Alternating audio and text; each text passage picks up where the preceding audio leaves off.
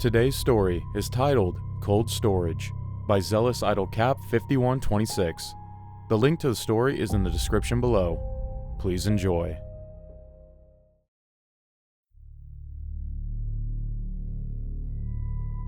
The caffeine wasn't working anymore.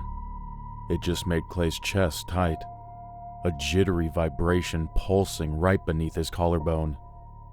Outside the warehouse, the northern Minnesota blizzard was a screaming wall of white, rattling the corrugated steel walls of Northern Star Logistics. The silence inside the automated distribution center was worse.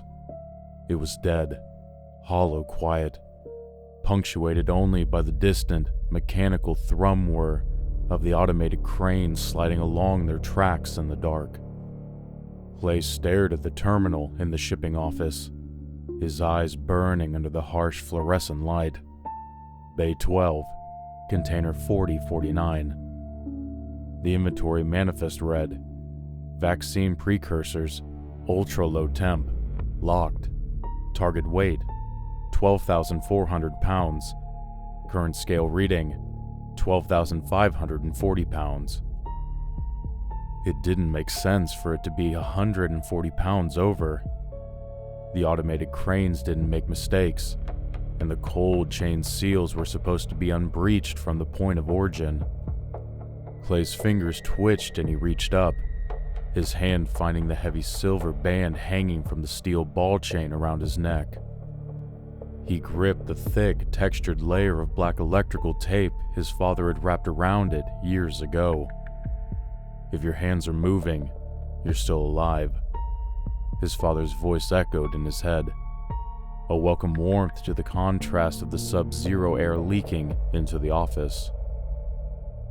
The storm was getting worse, and Lily and Sarah were 20 miles away in a house that lost power if the wind blew too hard. Clay needed to sign off on the night's logs and get into his truck. He needed to get home. But the simple anomaly kept blinking on the screen.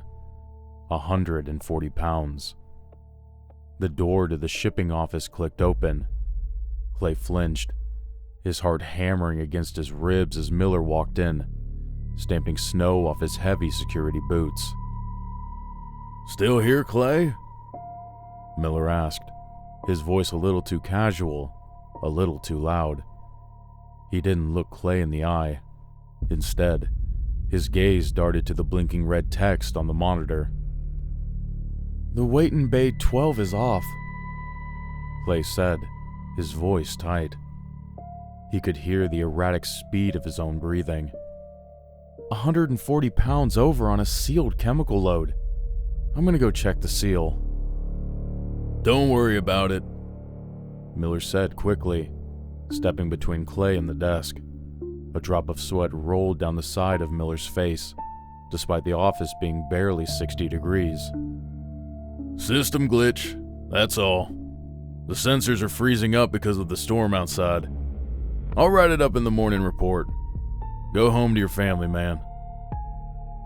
The panic in Clay's chest curled into a cold, hard knot. Miller was hiding something. The overnight security guard wasn't supposed to give a damn about the system glitches, and Clay knew that Miller certainly didn't care about him getting home early. Yeah, all right, Clay lied, his mind racing through innumerable bad scenarios. I just gotta grab my coat from the locker.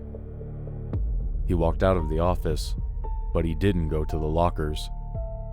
As soon as the door clicked shut behind him, Clay lunged towards the heavy, insulated doors of the main freezer warehouse. The air hit him, a sudden, violent plunge into -10 degrees that turned his frantic breathing into thick, instant freezing clouds. His boots clattered against the metal catwalks as he climbed towards Bay 12, his thoughts screaming at him to turn around, to drive away, and to protect Sarah and Lily from this coming storm. But his legs kept moving. He reached the high-security sector. The massive, towering racks of shipping containers looming above him like steel monoliths in the dim blue safety lighting. He found container 4049, The electronic locking mechanism was glowing green, bypassed. Clay's hand shook so violently he could barely grab the heavy steel latch. He threw his weight against it, breaking the frost seal. The heavy, insulated door swung outward, releasing a plume of vapor that smelled faintly of copper and urine. He stepped inside, pulling his phone out to use the flashlight. The beam cut through the freezing fog, illuminating stacks of plastic chemical drums. But at the very back of the container, hidden behind the pallets, the nature of the cargo changed. There were discarded emergency thermal blankets, crinkling and stiff with frost. Beyond them were empty ration bars, and there, sitting on a frozen wooden pallet, was a tiny, knit winter glove. Oh God. Miller. This was a smuggling route. A human smuggling route. This was the location they used to bypass the border checkpoints. Before Clay could even draw a breath to scream, a heavy metallic clang echoed through the container. The light from the warehouse vanished. The door had been slammed shut from the outside. The heavy steel latch grinded into place, locking him into the pitch-black, sub-zero tomb. The darkness was absolute, pressing heavily and solidly against Clay's eyeballs, while the -10-degree air clawed down his throat with every ragged, hyperventilating breath. Think. I have to think. His mind was a chaotic, spinning wheel of fire. Sarah, Lily, the house, the snow.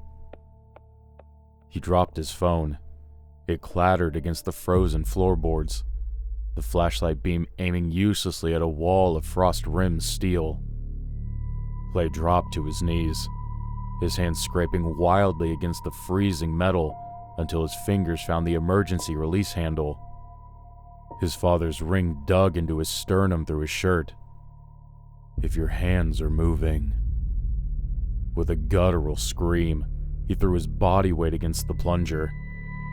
The heavy lock mechanism gave way with a violent pneumatic hiss. The door cracked open, and Clay tumbled out of the container, crashing onto the metal catwalk. He scrambled to his feet, gasping, looking down into the main floor of the warehouse. Then, the lights died. Not just the blue safety lights, but the entire facility. Everything went dead. The hum of the automated cranes cut out, leaving a ringing silence in the dark.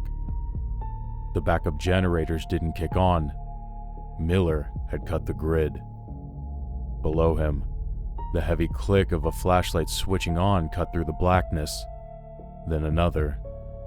2 distinct beams of light began sweeping the towering racks. Clay! Miller's voice echoed, distorted by the cavernous steel walls. It didn't sound panicked anymore. It sounded cold, almost businesslike. Don't make this harder than it has to be. You walk out now, we talk. You make us hunt you, it complicates things. Think about your family, Clay. Lily and Sarah. They know. The realization hit him like a punch to the stomach. They knew who he was, and who was waiting for him. Clay also knew that they weren't going to let him walk out just to talk. They were going to put him in one of those containers permanently. A third flashlight beam cut across the metal catwalk just 10 feet to his left. Clay flinched backward, his boots slipping on the frost-coated steel. Up there! Catwalk 3! Pop, pop. The sound was tiny, but the impact was catastrophic. A chunk of the composite walkway just inches from Clay's face shattered into flying, razor-sharp shards from the gunshot that had only narrowly missed him. Panic took over entirely. Clay turned and bolted, his legs pumping blindly into the dark, his hands dragging along the freezing handrails. He didn't look back. He didn't think about his truck or his keys or his phone he left behind in the container. His mind shattered into a singular, frantic loop of a single thought. Have to get out. Have to get out. He hit the end of the catwalk and threw himself down the metal stairs, nearly airborne, his boots barely touching the steps. Flashlight beams crisscrossed the air behind him, tracking the frantic sound of his flight. He hit the concrete floor of the loading bay, running blind, until his shoulder slammed violently into a wall. He fumbled along the corrugated steel paneling until his palms hit the push bar of an emergency fire exit. He threw his weight into it, and the doors burst outward. The Minnesota winter hit him like a roaring freight train. The whiteout blizzard instantly swallowed him, the freezing wind ripping the breath right out of his lungs. The doors slammed shut behind him, locking him out into the wilderness, miles from town and nothing but his work shirt and a light fleece jacket. The snow was blinding, horizontal sheets of needles tearing at Clay's eyes. He couldn't see his hand in front of his face. He stumbled forward, his legs sinking to his shins in the fresh drifts. He had to reach the highway. If he could just flag down a plow, a truck, or anything.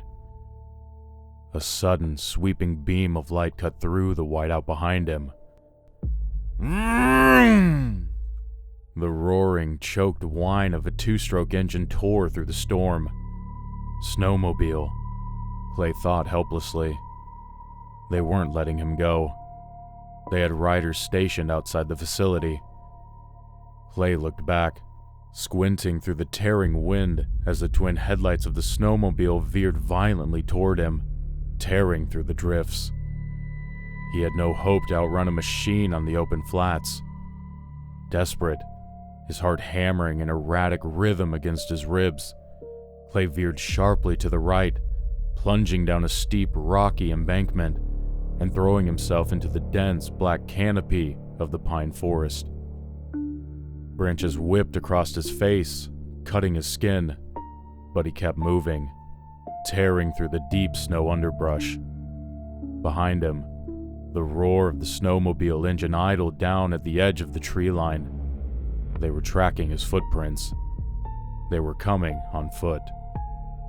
Clay kept running until his lungs felt like they were filling with liquid glass. His legs grew heavy, lifting sluggishly through the deep drifts. The frantic, screaming panic in his mind began to stutter, the sharp edges of his thoughts dulling under an oppressive, creeping weight. He reached up with a numb, clumsy hand to grip his father's ring, but his fingers were stiff, unyielding claws. The black electrical tape felt like solid stone against his frozen skin. Something changed, and Clay could feel his heart start to slow. Despite the icy wind cutting into his skin, a warmth passed over his burning blue hands like a soothing balm. The snow no longer felt like 1,000 needles pricking his flesh, but a cloud-like cushion. Clay's thoughts, as well as his vision, became muddled. Yet, there was a noticeable voice in the back of his mind, slightly muffled by the sirens in his head lulling him to a final slumber, but it was still there, still screaming at him to get help. They would come for his family next. Clay knew that. Yet, all he wanted to do was sleep.